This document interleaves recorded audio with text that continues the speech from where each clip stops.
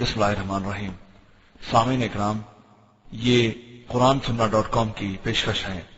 ہمارا انٹرنیٹ پر پتہ ہے www.quransunnah.com۔ السلام علیکم ورحمۃ اللہ وبرکاتہ۔ الحمد للہ نحمده ونستعینه ونستغفره ونؤمن به ونتوکل علیہ ونعوذ باللہ من شرور انفسنا ومن سیئات اعمالنا، من يهده الله فلا مضل له ومن يضلله فلا هادي له، واشهد ان لا اله الا الله واشهد ان محمدا عبده ورسوله، اما بعد فان خير الحديث كتاب الله وخير الهدي هدي محمد صلى الله عليه وسلم، وشر الامور محدثاتها وكل محدثة بدعة وكل بدعة ضلالة وكل ضلالة في النار۔ قال الله تبارك وتعالى في كلامه المجيد: أعوذ بالله السميع العليم من الشيطان الرجيم، بسم الله الرحمن الرحيم، يا أيها الذين آمنوا اتقوا الله حق تقاته ولا تموتن إلا وأنتم مسلمون، واعتصموا بحبل الله جميعا ولا تفرقوا۔ وقال تعالى في مقام آخر: اهدنا الصراط المستقيم۔ اللهم صل على محمد وعلى آل محمد كما صليت على إبراهيم وعلى آل إبراهيم إنك حميد مجيد۔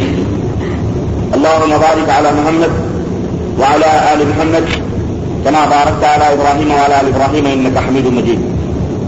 تمام قسم کی حمد و ثنا، کبریائی اور بڑائی اس خالق عز و جل کے لیے لاکھ زیادہ ہے جس نے ہمیں اور آپ کو پیدا فرمایا، اور بیش بہا درود و سلام اس ذات مبارکہ مقدسہ پر جو ساری کائنات کے لیے رشد و ہدایت بنا کر کے بھیجے گئے۔ عزیزان ملت اسلامیہ، نوجوان دوستوں، بزرگوں اور بھائیوں، اللہ وحدہ لا شریک کی حمد و ثنا، نبی کریم صلی اللہ علیہ وسلم کے اوپر درود و سلام کے بعد، اس سے پہلے کہ میں اپنے موضوع کی وضاحت کروں، میں مکتب توحید الجالیات دہنا کے مدیر محترم اور اس مکتب کے متعاونین اور اس مکتب کے داعی شیخ ابو عبداللہ طاہر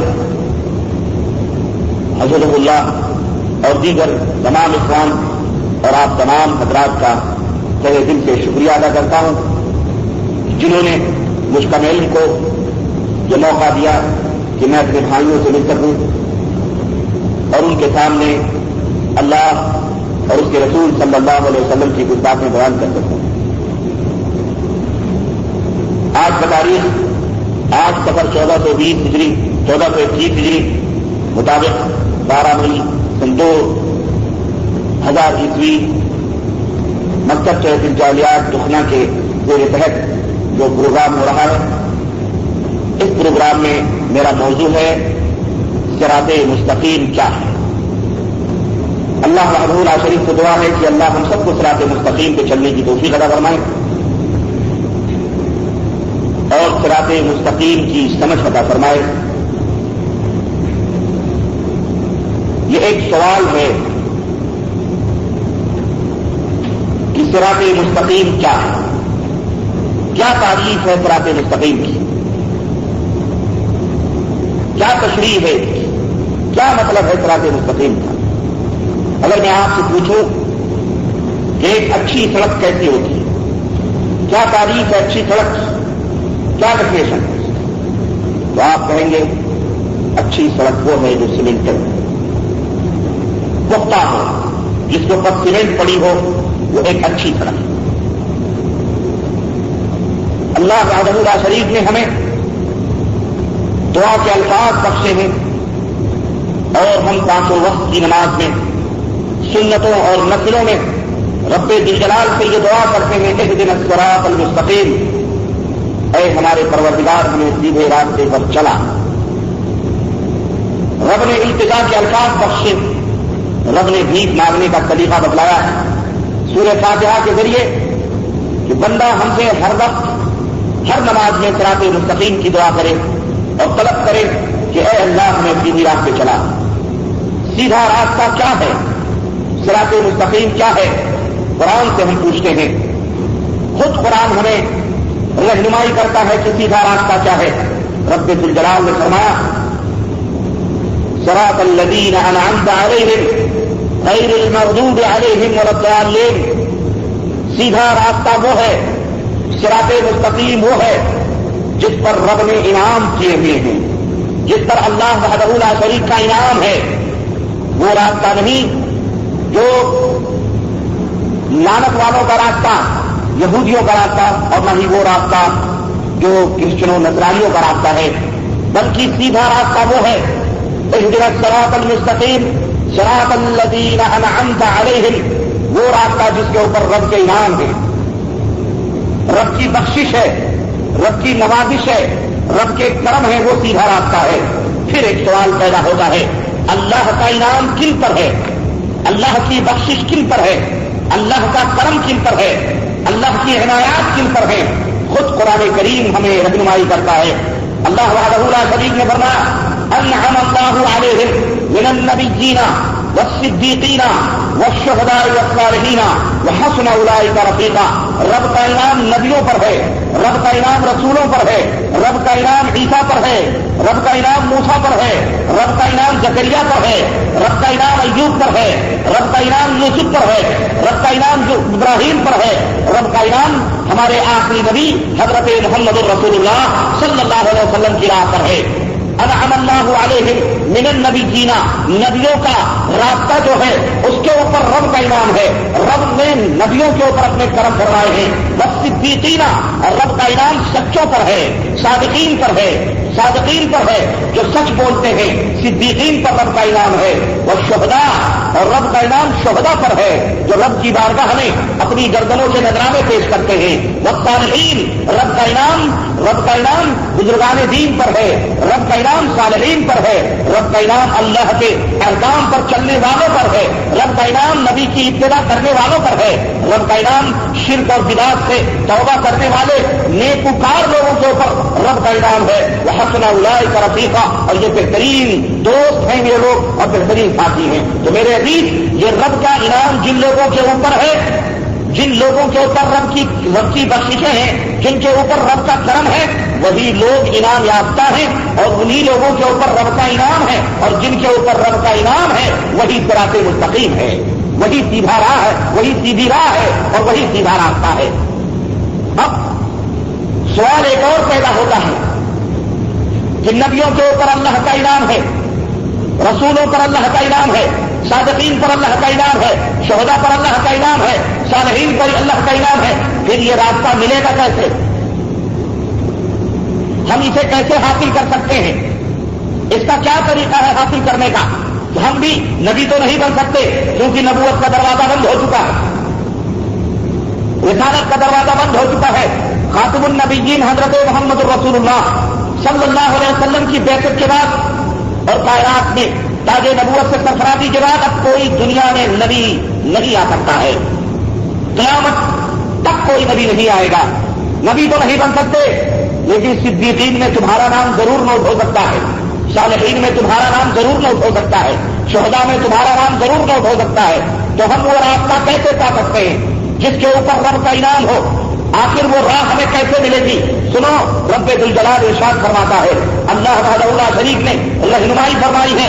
اللہ تبارک و تعالیٰ نے فرمایا وَمَن يُطِعِ اللَّهَ وَالرَّسُولَ فَأُولَٰئِكَ مَعَ الَّذِينَ أَنْعَمَ اللَّهُ عَلَيْهِمْ. جو اللہ کی اطاعت کریں گے، جو رسول کی اطاعت کریں گے، انہیں وہ راستہ ملے گا جس کے اوپر اللہ نے انعامات کیے ہوئے ہیں. قیامت کے دن انہیں ان لوگوں کے ساتھ اٹھایا جائے گا جن کے اوپر اللہ کے انعامات ہوئے ہیں، جن کے اوپر اللہ کی بخششیں ہوئی ہیں. مَن يُطِعِ اللَّهَ وَالرَّسُولَ، جس نے رسول کی اطاعت کی، جس نے اللہ کی اطاعت کی، جس نے اللہ اور اس کے رسول کی پیروی کی، وہ ان کے ساتھ ہوں گے. أولئك مع الذين الذین انعم اللہ علیہم، وہ ان لوگوں کے ساتھ ہوں گے جن کے اوپر اللہ وحدہ لا شریک نے اپنا انعام کیا ہے. ان کا حشر نبیوں کے ساتھ ہوگا، ان کا حشر صدیقین کے ساتھ ہوگا، ان کا حشر شہداء کے ساتھ ہوگا، ان کا حشر صالحین کے ساتھ ہوگا، نیکوکار لوگوں کے ساتھ ہوگا. تو جو اللہ کی اطاعت کرتے ہیں، جو رسول کی اطاعت کرتے ہیں، وہ نبیوں، صدیقین، شہداء، صالحین کے ساتھ اٹھائے جائیں گے قیامت کے دن. میرے عزیزوں، میرے دوستوں، اسی طرح سے اللہ وحدہ لا شریک نے اس انعام یافتہ جس کے اوپر رب کے انعامات ہیں، ان انعام یافتہ اور جو صراط مستقیم ہے، اس پر چلنے کے لیے اللہ وحدہ لا شریک نے اور بھی قرآن کریم کے اندر اور بھی آیتیں بتائی ہیں اور اپنے بندوں کو انہی راستوں کے اختیار کرنے کی دعوت دی ہے. اللہ وحدہ لا شریک نے قرآن کریم کے ذریعے چنانچہ رب الجلال ارشاد فرماتا ہے فَإِنْ آمَنُوا بِمِثْلِ مَا آمَنْتُمْ بِهِ فَقَدِ اهْتَدَوْا. اے میرے نبی کے صحابہ، اے میرے نبی کے صحابہ، نبی تو سیدھی راہ پر ہیں ہی اور وہ سیدھی راہ کی طرف تمہیں دعوت دیتے ہیں، اور تم بھی اپنے نبی کے اوپر ایمان لائے اور تم بھی سیدھی راہ پر ہو، ان راہوں پر ہو جس کے اوپر ہمارا انعام ہے. لیکن ایک بات سنو، فَإِنْ آمَنُوا، اگر کائنات کے لوگ، دنیا کے لوگ ایمان لائیں بِمِثْلِ مَا آمَنْتُمْ بِهِ، اسی طرح سے جس طرح تم اپنے نبی کے اوپر ایمان لائے ہو، جس طرح تم اللہ کے اوپر ایمان لائے ہو. اگر دنیا کے رہنے والے بھلے وہ صحابی نہیں ہیں، بھلے وہ رسول کو انہوں نے نہیں دیکھا ہے، بھلے وہ نبی کو انہوں نے نہیں دیکھا ہے، لیکن اگر دنیا کے رہنے والے اسی طرح سے ایمان لائیں جس طرح سے تم لائے ہو فقط اهتدوا، تو وہ سیدھی راہوں پہ چلیں گے، وہ انعام والے راستوں پر ہوں گے، وہ سیدھی راہ پر ہوں گے، ان کے کوئی شک اور شبہے کی گنجائش نہیں ہے. پتا کیا چلا؟ اگر ہمارا ایمان ابو بکر کے ایمان کی طرح ہو گیا، اگر ہمارا ایمان عمر فاروق اعظم کے ایمان کی طرح ہو گیا، اگر ہمارا ایمان حضرت عثمان غنی کے ایمان کی طرح ہو گیا، اگر ہمارا ایمان حضرت علی کی طرح ہو گیا، طلحہ زبیر کی طرح ہو گیا، خدیجۃ الکبریٰ اور اما عائشہ کی طرح ہوا، فاطمہ بنت الزہرا رقیہ اور زینب کی طرح ہوا، اگر ہمارا ایمان صحابہ اور صحابیات کی طرح ہو گیا، ہمارے اعمال ان کی مشابہ ہو گئے، ہم نے ان کی نقالی کر لی، ہم نے ان کے ڈگر کو پکڑ لیا، ہم نے ان کی راہوں پہ ہم چلنے لگے، تو یاد رکھو اللہ رب العزت شان فرماتا ہے اگر اسی طرح سے ان کا ایمان ہو گیا فقد اهتدوا، تو وہ سیدھی راہ پر ہیں، وہ سیدھی راہ پر ہیں، اس میں کوئی شک کی گنجائش نہیں ہے. تو اللہ وحدہ لا شریک نے سنو ایک جگہ اور ارشاد فرمایا اے میرے بندو ان تطیعوہ تہتدوا، ان تطیعوہ تہتدوا، اے میرے بندو اگر تم نے میرے رسول کی اطاعت کر لی، اگر اس کی پیروی کر لی تہتدوا، تو تم ہدایت یافتہ ہو گئے، تم سیدھی راہوں پر ہو گئے. اب اس میں کوئی صراط مستقیم یہی ہے کہ تم صحابہ کرام کی راہوں پہ چلو، تم نبی رحمت صلی اللہ علیہ وسلم کی اتباع اور پیروی کرو، اگر ان کی اتباع اور پیروی کرو گے تو سیدھی راہ پر ہوگے. اسی لیے اللہ وحدہ لا شریک نے فرمایا قل ان کنتم تحبون اللہ فاتبعونی یحببکم اللہ یغفر لکم ذنوبکم واللہ غفور رحیم. اللہ وحدہ لا شریک نے فرمایا کہ اے میرے نبی، میرے بندے مجھ سے محبت کے دعوے کرتے ہیں، مجھ سے الفت کے دعوے کرتے ہیں، میرے نبی آپ اعلان کر دیجئے کہ اے میرے بندو اگر تمہیں اللہ سے پیار ہے، اگر تم اللہ سے محبت کرتے ہو، اگر تم اللہ کو چاہتے ہو فاتبعونی، تو میرے نبی کے پیچھے پیچھے چلو، میرے پیچھے پیچھے لگو، میرے نقش قدم پہ چلو، جو میں نے بتلایا ہے اس کا دین مانو، جتنا دین ہم نے بتلایا ہے اس سے نہ کم کرو نہ اس سے زیادہ کرو. اگر تم نے ایسا کر لیا یحببکم اللہ، اللہ کے تم پیارے بن جاؤ گے، اللہ کے تم محبوب بن جاؤ گے، اللہ تم سے پیار کرنے لگے گا. ویغفر لکم ذنوبکم، اور سنو رب ذوالجلال کیا فرما رہا ہے کہ اگر تم نے اپنے نبی کی اتباع کی اور اپنے نبی کے پیچھے پیچھے چلے تو اللہ اتنا راضی ہوگا، اتنا خوش ہوگا کہ اس خوشی کے بدلے میں تم سے جو گناہ ہوتے ہیں اللہ ان گناہوں کو بھی معاف فرما دے گا، اللہ ان گناہوں کو بھی معاف فرما دے گا. تو میرے عزیزوں، میرے دوستوں، میرے بھائیوں، معلوم کیا ہوا کہ جن راہوں پر اللہ کا انعام ہے وہ نبوت کی راہ ہے، وہ نبیوں کی راہ ہے، وہ صحابہ کی راہ ہے، صدیقین اور صالحین اور شہداء کی راہ ہے، وہی راہ صراط مستقیم ہے اور انہی کے اوپر چلنے کا ہمیں حکم دیا گیا ہے. اب اس کے بعد میں ہم یہ دیکھتے ہیں کہ جب صراط مستقیم اللہ تبارک و تعالیٰ کی وہ بتلائی ہوئی راہ ہے جو صدیقین شہداء صالحین کی ہے، تو میرے عزیزوں نبی رحمت صلی اللہ علیہ وسلم ہمیں مثال دے کر کے اپنی امت کو ایک بہت عظیم بات بتلا رہے ہیں. اور وہ مثال نہ بھی دیں تب بھی ان کی بات سمجھ میں آتی ہے، لیکن اپنی امت کے اوپر وہ کتنے شفیق ہیں، وہ کتنے مہربان ہیں، جن مثالوں کے ذریعے سمجھا رہے ہیں. چنانچہ حضرت جابر رضی اللہ تعالیٰ عنہ کہتے ہیں کہ نبی کریم صلی اللہ علیہ وسلم کی جھرمٹ میں جو نبی کریم صلی اللہ علیہ وسلم کے پاس ہم لوگ بیٹھے ہوئے تھے کہ آپ صلی اللہ علیہ وسلم نے زمین کے اوپر ایک سیدھی لکیر کھینچی، زمین کے اوپر ایک سیدھی لکیر کھینچی.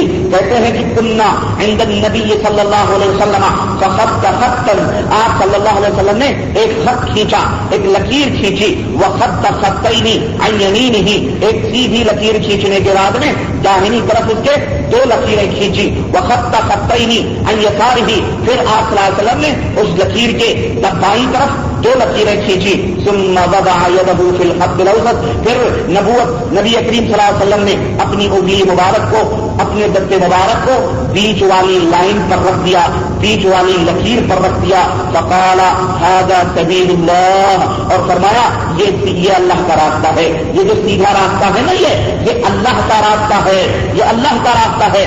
ثم تلا هذه الآیہ، پھر نبی کریم صلی اللہ علیہ وسلم نے یہ آیت کریمہ تلاوت فرمائی. کیا کہ وَأَنَّ هَذَا صِرَاطِي مُسْتَقِيمًا فَاتَّبِعُوهُ، اے کائنات کے لوگوں یہ جو سیدھی راہ ہے، یہی میری، یہ جو سیدھی لکیر ہے یہی میری سیدھی راہ ہے، تم اسی کی پیروی کرو، اسی راہ کے اوپر قائم ہو جاؤ اور اسی راہ کے اوپر چلو.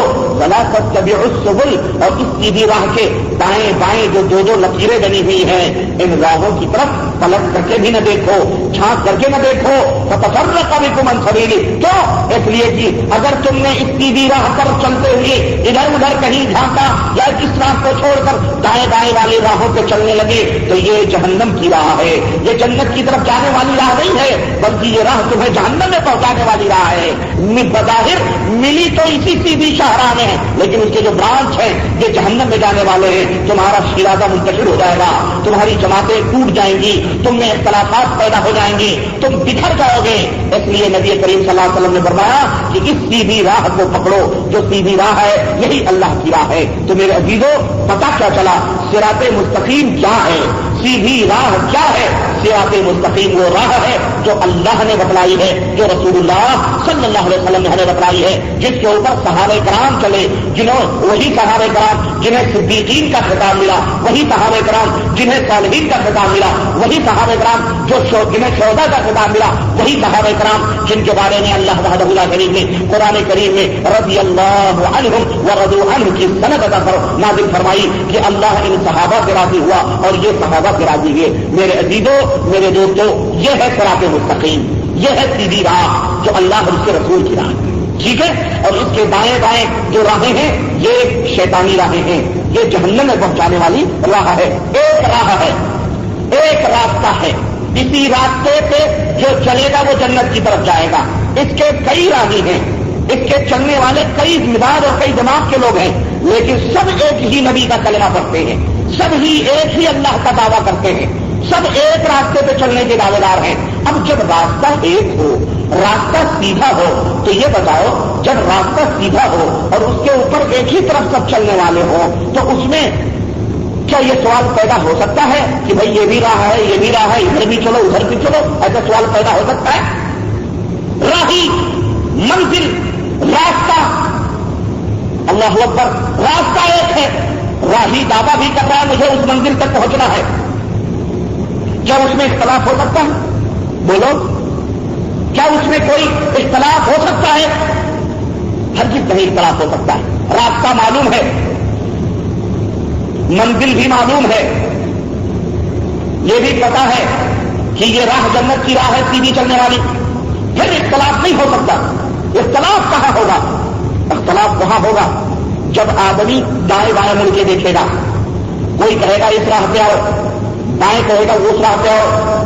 اللہ کے نبی صلی اللہ علیہ وسلم نے اسی لیے 4 لکیریں کھینچی ہیں، 2 دائیں طرف 2 بائیں طرف، دائیں طرف 2 بائیں طرف، اور فرمایا کہ یہ راستے ہیں جن کے اوپر اگر چلو گے تو جہنم میں جاؤ گے، ان راستوں کی طرف مڑ کر کے نہ دیکھنا. ھذا سبیل اللہ، یہ جو سیدھا راستہ ہے جو جا رہا ہے یہی سیدھا راستہ ہے جو پختہ ہے، سیمنٹڈ ہے، جس کے اوپر مہر لگی ہے مکے کی اور مدینے کی، جس کے اوپر مکے اور مدینے کی مہر لگی ہے، اس کے اوپر کوئی اور دوسری چھاپ نہیں ہے، بلکہ یہ راستہ اللہ کا ہے، اس کے رسول کا ہے. پھر اس کے باوجود بھی ہم جب اس بات، یہ مختصر سی بات، اس کے علاوہ کوئی بات نہیں ہے، یہ بات جب ہم سمجھتے ہیں اور جب اس بات کو ہم جانتے ہیں اس کے باوجود بھی آج ہمارے ملکوں میں اب علاج کی بات آ رہی ہے، بیماری کی بات آ رہی ہے، اس بیماری کی تشخیص کروں گا، اس کے بعد اس کا علاج بتلاؤں گا آج کے اس مختصر سی مجلس میں، تاکہ بات کلیئر ہو جائے، بات کنفرم ہو جائے، روز روز کے ٹنٹے ختم، روز روز کے جھگڑے ختم۔ اگر ایمان والے ہو تو اس بات کو کنفرم ہو رہی ہے، اس بات کو اپنے سینوں میں بٹھا کر، اپنے ذہن و دماغ میں بٹھا کر جا کر عمل کرنے کی کوشش کرو، کیونکہ اس کے علاوہ تو چرا چونکہ اس لیے کرو گے تو پھر وہی ہے فتفرق بکم عن سبیلی، سیدھی راہ سے صراط مستقیم سے تم بھٹک جاؤ گے، شیطان تمہیں گمراہ کر دے گا۔ مسلمانوں، تمہارا دین ایک ہے، تمہارا اللہ ایک ہے، تمہارا رسول ایک ہے، تمہارا قبلہ ایک ہے، اللہ کا کلام ایک ہے، نبی کی بات ایک ہے، اور اسی کو اللہ نے اقبال نے کہا تھا کہ منفعت ایک ہے، اس قوم کا نقصان بھی ایک ہی سب کا نبی، دین بھی ایک ہی سب کا نبی، دین بھی ایمان بھی ایک، فرقہ بندی ہے ایک ہی سب کا نبی، دین بھی ایمان بھی ایک، فرقہ بندی ہے کہیں۔ اسی طرح سے حرم پاک بھی، اسلام بھی، قرآن بھی ایک، حرم پاک بھی، اسلام بھی، قرآن بھی ایک۔ کیا بڑی بات تھی ہوتے جو مسلمان بھی ایک، کیا بڑی بات تھی ہوتے جو مسلمان بھی ایک۔ فرقہ بندی ہے کہیں اور کہیں جاتے ہیں، فرقہ بندی ہے کہیں اور کہیں جاتے ہیں۔ کیا زمانے میں پنپنے کی یہی باتیں ہیں؟ کیا زمانے میں پنپنے کی یہی باتیں ہیں؟ یہی بات اقبال نے کہی تھی کہ لوگوں فرقے بندی نہ کرو، لوگوں جماعتیں نہ بناؤ، لوگوں ٹکڑے ٹکڑے میں نہ تقسیم ہو، لوگوں اختلافات نہ کرو، کیونکہ اختلافات کرنا یہ مشرکوں کا کام ہے، اختلافات کرنا یہ یہودیوں کا کام ہے، اختلافات کرنا یہ نصرانیوں کا کام ہے۔ مومن آپس میں اختلافات نہیں کرتے، اور اگر ہو بھی جاتے ہیں، کبھی کسی مسئلے میں کسی بات پر اختلاف ہو بھی گیا تو اسے اللہ اور اس کے رسول کو بیچ میں لا کر معاملہ حل کر لیتے ہیں، طے کر لیتے ہیں، ان کے دلوں میں کوئی بات نہیں ہوتی۔ اور اسی اختلاف سے بچنے کے لیے اللہ وحدہ لا شریک نے قرآن کریم میں مومنوں کو خطاب فرمایا، اور کیا فرمایا؟ یا ایھا الذین آمنوا اتقوا اللہ حق تقاتہ، اے وہ لوگوں جو ایمان لائے ہو، اللہ سے ڈرو اس طرح سے جس طرح اللہ سے ڈرنے کا حق ہے۔ ولا تموتن الا وانتم مسلمون، جب تم مرو تو تم اس حالت میں مرو کہ تم مسلمان ہو، تمہارے سینے کے اندر اسلام معلوم ہو، اسلام موجود ہو، کیونکہ جب تم مرو گے تمہارا حساب و کتاب تمہاری قبر سے شروع ہوگا۔ منزل، پہلی منزل تمہاری قبر ہوگی، اس میں تمہارے عبادتوں کے بارے میں نہیں پوچھا جائے گا کہ تم نے کتنی نمازیں پڑھی، تم نے کتنے روزے رکھے، یہ نہیں پوچھا جائے گا، تم نے کتنے حج کیے، قبر میں یہ نہیں پوچھا جائے گا، تم نے کتنے سجدے کیے، قبر میں یہ نہیں پوچھا جائے گا، کتنے صدقات اور کتنے خیرات کیے، قبر میں یہ سب نہیں پوچھا جائے گا۔ قبر میں 3 سوال ہوگا، قبر میں صرف 3 سوال ہوگا، اور یہ تینوں سوال تمہارے عقیدے سے متعلق ہوں گے، تمہارے عمل سے اس کا کوئی تعلق نہیں ہوگا کہ تم عقیدہ تمہارا کیسا تھا، تمہارا ایمان کیسا تھا۔ ارے جب قبر میں فیل ہو جاؤ گے، قبر میں تمہارے عقیدے کا پتہ چل جائے گا، رزلٹ وہیں آؤٹ ہو جائے گا، اور وہیں سے تمہارے اوپر اگر صحیح العقیدہ مسلمان ہوگے تو وہیں سے تمہارے اوپر جنت کی کھڑکیاں کھول دی جائیں گی۔ لیکن اگر بدباطل ہوگے، بد عقیدہ ہوگے، شیطان کی راہوں پر چلنے والے ہوگے، گمراہیت کے دلدلوں میں پھنسے ہوگے، رب کی قسم ہے نمازیں، روزے، حج، زکات کے فیصلے، زناکاری، بدکاری کے فیصلے میدان محشر میں ہوں گے جب رب کی عدالت قائم ہوگی۔ لیکن پہلی منزل قبر ہے، اگر بدکار ہوگے، اگر بد عقیدہ ہوگے، وہیں سے عذاب شروع ہو جائے گا اور پوچھا جائے، اور وہیں سے فیصلہ ہو جائے گا۔ فرشتے آئیں گے، 3 سوال کریں گے، من رب کا، تیرا رب کون ہے، تیرا رب کون ہے؟ اور جن کے دلوں میں خوف ہوگا، سنو، زبان یہاں رکھتے رہو، حفظ کر دو، ربی اللہ ربی اللہ ربی اللہ، رکھتے رکھتے زندگی گزار دو۔ لیکن اس رکھنے کے ساتھ ساتھ دلوں کے اندر اپنے رب کے تعلق سے تم نے بے وفائیاں کی ہیں، اپنے رب کے تعلق سے تم نے غداریاں کی ہیں، اپنے رب کے تعلق سے اس کی ذات میں، اس کی صفات میں، اس کی الوہیت میں تم نے شرک کیا ہے، اور تم رکھتے بھی رہے میرا رب میرا رب میرا رب میرا رب میرا رب، لیکن تم نے شرک بھی کیا ہے، غیروں کو مشکل کشا سمجھا، اللہ کے سوا غیروں کو حاجت روا سمجھا، اللہ کے سوا غیروں کو نفع نقصان کا مالک سمجھا، اللہ کے سوا غیروں کو مارنے جلانے والا سمجھا، اللہ کے سوا غیروں کو بیٹا بیٹی دینے دینے والا سمجھا, اللہ کے سوا غیروں کو ہدایت دینے والا سمجھا, اللہ کے سوا غیروں کو نفع نقصان کا مالک سمجھا, اللہ کے سوا غیروں کو شفا دینے والا سمجھا, اللہ کے سوا غیروں سے تم نے خوف کیا, اللہ کے سوا غیروں سے تم نے امیدیں وابستہ کی, اللہ کے سوا غیروں سے تم نے نظر و نیاز کیے, اللہ کے سوا غیروں کے اوپر تم نے بھروسے اور توکل کیے.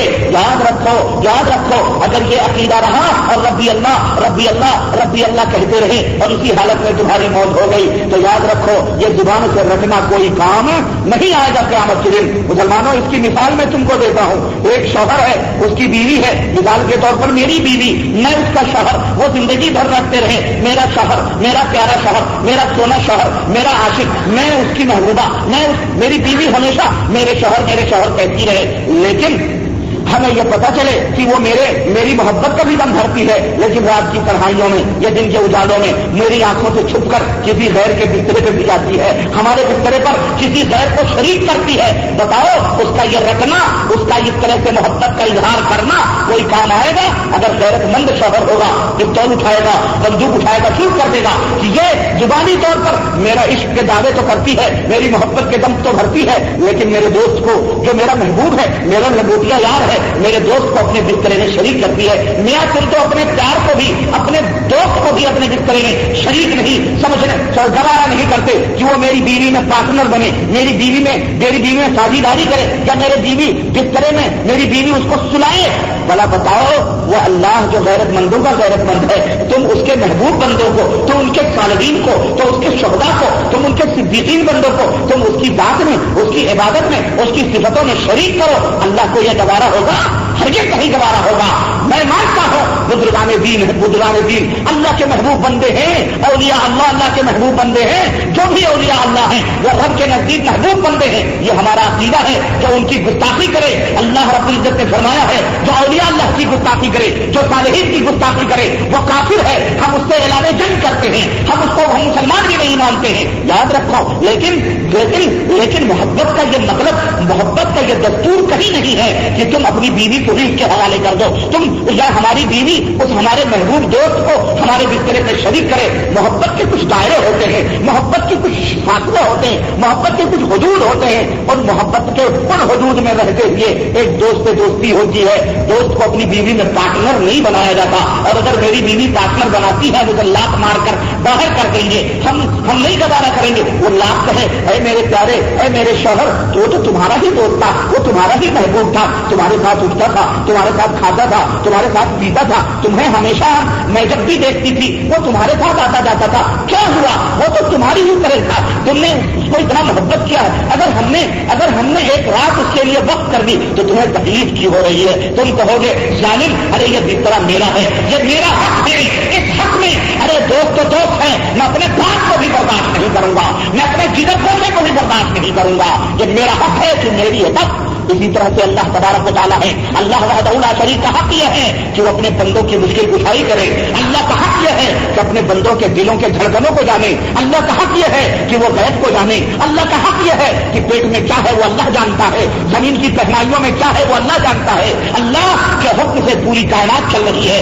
اللہ رب العزت نفع پہنچانے والا, اللہ رب العزت شفا دینے والا, اللہ رب العزت روزی دینے والا, اللہ رب العزت بیٹا دینے والا, اللہ رب العزت بیٹی دینے والا, اللہ رب العزت تاج کرنے والا, اللہ رب العزت بیٹا بیٹی دونوں دینے والا, اللہ رب العزت تمہارے دکھ سکھ کا سب کا مالک ہے. تو اس کا حق یہ ہے کہ اسی کو پکارو. ایاک نعبد و ایاک نستعین, اے رب ہم تیری ہی عبادت کرتے ہیں, تجھ سے ہی مدد طلب کرتے ہیں. نمازوں میں کہتے ہو تجھ سے ہی مدد طلب کرتے ہیں, لیکن جب سلام پھیر کر کے باہر نکلتے ہو تو یا غوث یا خواجہ یا پیر یا فلانے کے نعرے لگاتے ہو. یہ شرک نہیں ہے, کیا ہے؟ یہ دعا ہے. یہ دعا اللہ کے لیے خاص ہے. اور یاد رکھو, اللہ کے رسول صلی اللہ علیہ وسلم فرماتے ہیں کہ جو شخص اس دعا کے ساتھ رب کے سوا غیروں کو پکارتے مر گیا اور اس نے توبہ نہ کی, دخل النار, وہ جہنم میں داخل ہوگا, وہ کبھی معاف نہیں کیا جائے گا. تو میرے عزیزوں, میرے دوستوں, अर्ज करने का मतलब यह है कि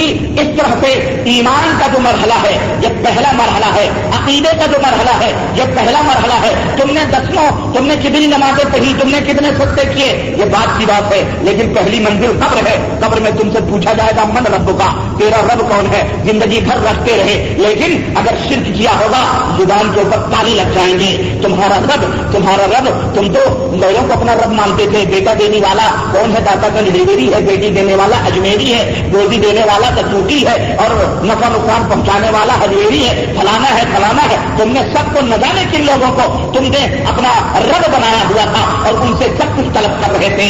तुमसे तब अल्लाह रब्बुल जुबान पर ताले लगा देगा। वहां कोई न मुल्ला आएगा, न वहां कोई पीर आएगा, न वहां कोई सज्जादा नशीन आएगा, न वहां कोई मुहद्दिस आएगा, कोई नहीं आएगा। फरिश्ते होंगे। और अगर तुमने रब के साथ दुनिया में किसी को शरीक न किया होगा तो जब नींद खुलेगी, जब तुमको जगाया जाएगा और फरिश्ते कहेंगे उठ मेरे सवालों का जवाब दे, तुम जब उठोगे और पूछेगा मन रब का, कहोगे अरे मैंने तो दुनिया में अपने रब के सिवा किसी की इबादत ही नहीं की, रब के सिवा किसी को हमने पुकारा ही नहीं। तू कब्र में पूछता है रब्बी अल्लाह, मेरा रब तो अल्लाह है, मैं मुशरिक नहीं, मैंने शरीक न किया, मैंने किसी को साझीदार न बनाया, मैंने अपने दिल में और अपनी जुबान से एक ही कलमा रखा, मैंने किसी के सामने झोली न फैलाई, किसी के सामने कशकोल लेके न गया, किसी अल्लाह के दर को छोड़कर किसी गैर के दर पर हमने जबी छाई न की, उनके दरों पर हमने सज्जदे न किए, हमने वहां भीख न मांगे। अरे वो मुर्दे थे, मर गए थे, वो अल्लाह के वली जरूर थे, लेकिन मरना उन्हें भी था। जब मरने के बाद कहां जिंदगी होती है? तो जिस तरह से कहोगे रब्बी अल्लाह, मेरा रब अल्लाह है, उसके बाद पूछा जाएगा माँ दीनों का, तुम्हारा दीन क्या है? तुम्हारा दीन क्या है? कौन से दीन पे चल रहे थे? हाँ, हनफी थे, शाफई थे, मालिकी थे, कादरी थे, चिश्ती थे, नक्शबंदी थे, रकाई थे, बदली थे। ये नहीं पूछा जाएगा। हाँ, ये नहीं पूछा जाएगा। ना दीनों का, तेरा दीन क्या था? दुनिया में खूब रखते हो, इसके पीछे नमाज ना पढ़ो। अरे इनका दीन, ये सऊदियों का दीन है, वो पाकिस्तानियों का दीन है, वो हिंदुस्तानियों का दीन है, वो बांग्लादेशियों का दीन है। मुसलमानों गैरत नहीं आती? रब ने एक ही दीन नाजिल किया है, एक रसूल के ऊपर एक ही शरीयत नाजिल की है, और तुम्हारे मौलवियों ने 72 दीन बना लिए। 73 और 72 नहीं, नबी ने तो 73 फरमाए हैं। नबी ने तो 73 फरमाए हैं कि 73 दीन होंगे, 73 मजहब बनेंगे, 73 टोलियां बनेंगी, 73 जमातें बनेंगी। कुल्लुहा फिन्नार इल्ला वाहिदा, सबके सब जहन्नम में जाएंगे सिवाय एक गिरोह के, सिवाय एक दीन के मानने वालों के। और वो दीन क्या है? नबी अकरम सल्लल्लाहु अलैहि वसल्लम से सहाबाए कराम ने पूछा, और मेरे नबी जब दीन 77 हो जाएंगे, आप तो एक ही दीन लेकर के आए हो, आप तो एक ही शरीयत लेके आए हो, लेकिन लोग मनमानी 73 शरीयत बना लेंगे, 73 दीन बना लेंगे, 73 धर्म बना लेंगे, 73 मजहब बना लेंगे। तो आका अलैहिस्सलाम जरा ये भी बतलाते जाओ कि इन 73 में जो जन्नत में जाने वाले, जो जन्नत में जाने वाला गिरोह होगा, जो जन्नती होगा, जो सिराते मुस्तकीम पर होगा, जो सीधी राह जन्नत में जा रही है, उस राह पे चलेगा, भला बताओ वो कौन गिरोह होगा, कौन सी जमात होगी, कौन सी टोली होगी? आका अलैहिस्सलाम फरमाते हैं, एक रिवायत में तो यह है कि मा अना अलैहि व अस्हाबी, जिस पर मैं हूं और मेरे सहाबा हैं, और दूसरी रिवायत में है कि मा अना अलैहि अल-यौम व अस्हाबी, आज मैं जिस दीन पर हूं, आज मेरे सहाबा जिस दीन पर हैं, वही दीन क़यामत तक जारी और सारी रहेगा, और उसी दीन के ऊपर चलने वाले जन्नत में जाएंगे, और इनसे मुंह मोड़ने वाले, मुख्तलिफ राहों को अख्तियार करने वाले, इस सीधी राह पे हटकर दूसरी राहों पे चलने वाले, ये क्या हो जाएंगे? ये जहन्नम के अंदर जाएंगे, ये 73 फिरकों में जाएंगे। मुसलमानों होश के नाखुन लो, मौलवी तुमको लड़ाकर, रोटी बोटी के चक्कर में तुमको उम्मत को लड़ाकर अपना उल्लू सीधा करना चाहता है। मदारिस जो हमारे मुल्कों में हैं, इन मदारिस के अंदर इसी किस्म की फिरकावारियत की तालीम होती है। तुम फलाना मजहब, तुम फलाना मजहब। अरे जब मेरा मजहब क्या है? हमारा दीन एक है, इन्न दीना इंदल्लाह इस्लाम, अल्लाह का पसंदीदा दीन तो इस्लाम है। अल्लाह का महबूब दीन कौन सा दीन है? इस्लाम है। और उस दीन के बारे में रब्बे जुल जलाल ने क्या इरशाद फरमाया? अल यौमा अकमलतु लकुम दीनकुम व अतममतु अलैकुम निअमती व रदीतु लकुमुल इस्लाम दीना। क्या लोगों, आज के दिन मैंने तुम्हारे दीन को मुकम्मल कर दिया है, तुम्हारा इस्लाम मुकम्मल हो गया है। मुकम्मल का मतलब क्या है? मुकम्मल का मतलब यह है कि अब उसमें किसी ज्यादती की गुंजाइश हरगिज नहीं है। मुकम्मल का मतलब यह है, ये गिलास मुकम्मल है, पानी भरा हुआ है, इसका मतलब यह है अगर इसके अंदर یا ایک قطرے کی گنجائش ہے تو اس گلاس کو مکمل نہیں کہا جائے گا. مکمل اسی وقت کہا جائے گا جب اس کے اندر ایک قطرے کی بھی گنجائش نہ ہو, پانی اس طرح لبالب بھرا ہو. اسی طرح ہمارا دین مکمل ہے. اب کسی کو ایک قطرہ بھی رکھنے کی گنجائش بولو نہیں ہے, اور نہ ہی اس میں کمی کرنے کی کسی کو اوقات کی دی جائے گی. ہمارا دین مکمل ہے اور رب کا پسندیدہ دین ہے. تو مسلمانوں, یہ ہمارا اگر ایمان نہیں ہے اور ہمارا یہ اعتقاد نہیں ہے تو یاد رکھو تم سیدھی راہوں سے بھٹکے ہوئے لوگ ہو, صراط مستقیم سے دور ہو. اور جو مولوی کہے نہیں ارے دین تمہاری سمجھ میں کیا آنے والا ہے, قرآن و سنت کے علاوہ بھی فلانے کی باتیں, بزرگان دین فلانے فلانے فلانے ڈھکانے اور ادھر ادھر کے فتوے اور ادھر ادھر کے مشکلوں کی باتیں کرے, ان سے کہو بھائی یہ دین اسلام نہیں ہے. جو دین صحیح دین وہی ہے جو صدیقین کا دین ہے, جو شہداء کا دین ہے, جو صحابہ کا دین ہے. جو ہر بات کو جو بھی کوئی بات کہے ہم اس بات کو ہم اس ترازو کے تولیں گے. اگر اس کی بات اللہ کے اور رسول کے باتوں کے مطابق ہے ہمارے سراخوں پہ ہے, اگر اس کی بات اللہ رسول کے مطابق نہیں ہے تو پھر اللہ جانے اور وہ جانے, اس کا معاملہ اللہ کے حوالے ہے. ماں دینوں کا تمہارا دین کیا ہے, یہ قبر میں دوسرا سوال ہوگا. تمہارا دین کیا ہے, تمہارا دین کیا ہے, تو وہاں کیا جواب دو گے؟ میرا دین حنفی دین ہے, میرا دین حنبلی دین ہے, میرا دین شافعی دین ہے, میرا دین مالکی دین ہے, میرا دین قادیانی دین ہے, میرا دین رافضی دین ہے. میں بہری ہوں, میں خواجہ ہوں, میں قادیانی ہوں, میں بہائی ہوں, میں مرزائی ہوں. کون سا دین بتلاؤ گے؟